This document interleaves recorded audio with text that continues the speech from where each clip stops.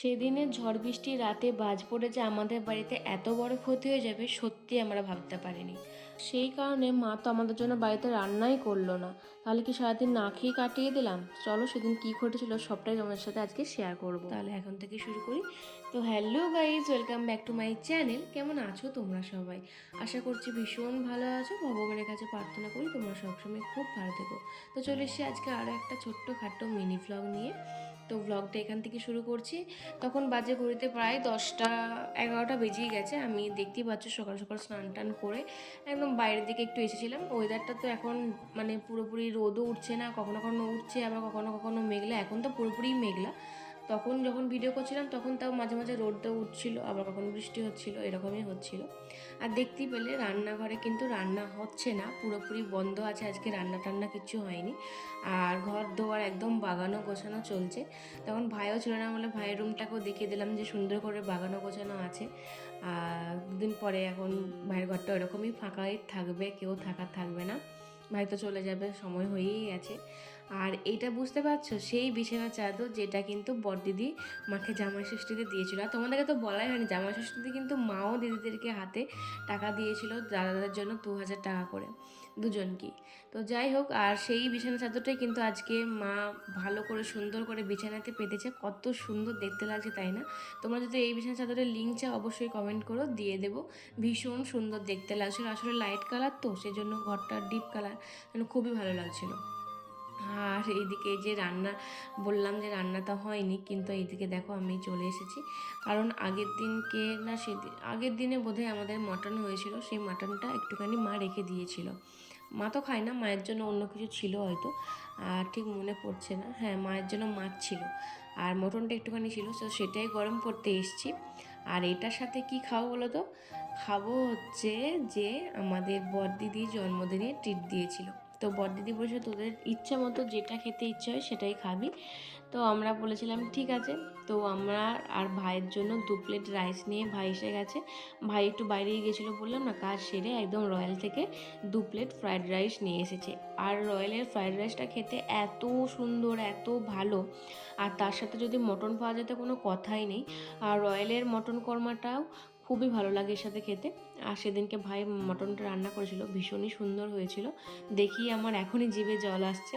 তো সে কথা পারবো না, চলো আগে খেয়ে নিই। 2000 years later. তো খাওয়া দাওয়া তো আমাদের হয়ে গেছিলো, তারপরে ঘুমিয়েও পড়েছিলাম। আর সেরকমভাবে কোনো রকম ভিডিও করা হয়নি।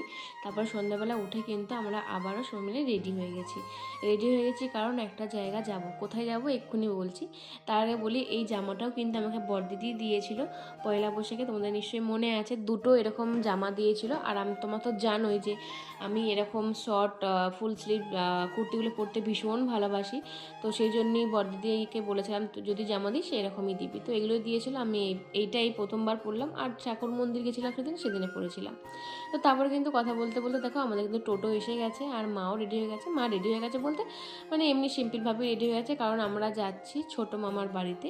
ছোটো মামার বাড়ি কেন যাচ্ছি বলো তো? আসলে দাদু এসেছে, দাদুর শরীরটা একটুখানি খারাপ, এখানে ডাক্তার দেখাতে এসেছে। সেই জন্যই ভাবলাম যে চলো তাহলে আমরাও দেখাটা করে আসি।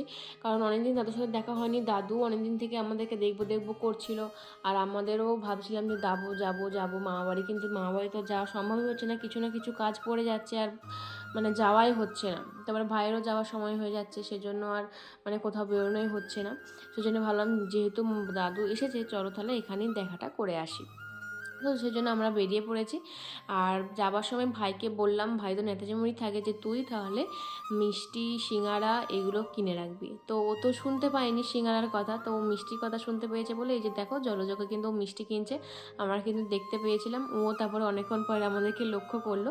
তো ও মিষ্টি কেনার পরে সিঙ্গারা যেহেতু কিনেনি সেজন্য বললাম যে তুই তাহলে যা, আবার বাবা ভৈরবের দোকানের সামনে দিয়ে যে স্টলটা বসে না ওখান থেকে তাহলে কিছু ভেজিটেবিল চপারে নিয়ে আয়। তো ভেজিটেবিল চপও ফুরিয়ে গেছিলো, কারণ আমাদের বেরোতে করতে প্রচুর লেট হয়ে গেছিলো, প্রায় 8টা বেজে গেছিলো।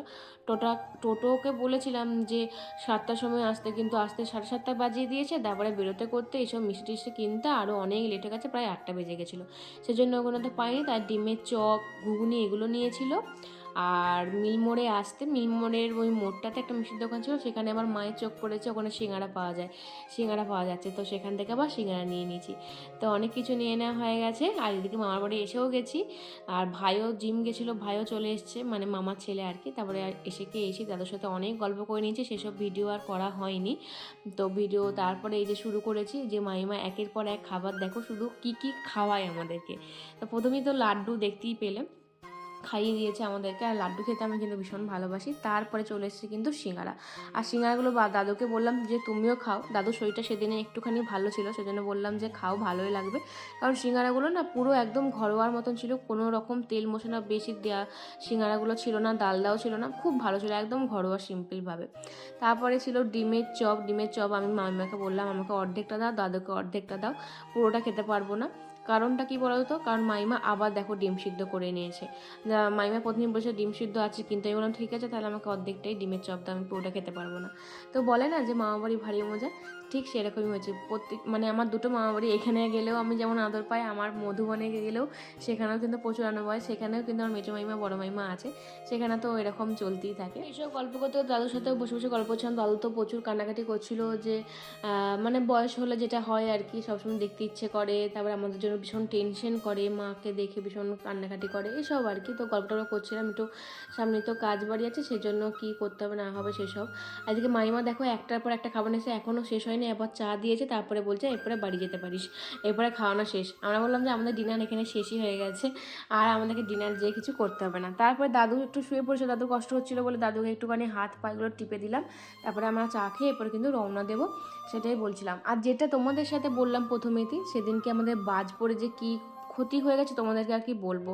মানে ঘরটা আগুন ধরেছিল জানো তো, আমাদের পাশেতেই, মানে মনে হচ্ছে না আমাদের ঘরেতেই যেন বাজটা পড়েছিল, এত জোরে পড়েছিল। পুরো আমি আর মা পুরো হঠাৎ করে এরকম বাজ পড়তে না আমরা ভীষণই চমকে উঠেছিলাম, পুরো ভয় পেয়ে গেছিলাম, আমি আর মায়ে ছিলাম বাড়িতে। আর দেখছি পুরো চারিদিকটা অন্ধকার হয়ে গেল, কারণ ইনভার্টার সব কিন্তু বন্ধ হয়ে গেছিলো।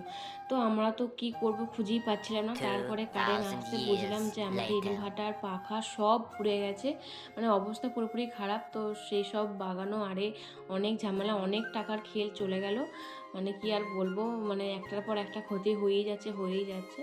তো তোমাদের কাদের কাদের সেদিনে ক্ষতি হয়েছিল অবশ্যই কিন্তু কমেন্টে জানাবে। আমাদের এই নিয়ে ইনভার্টার দুবার পুড়লো।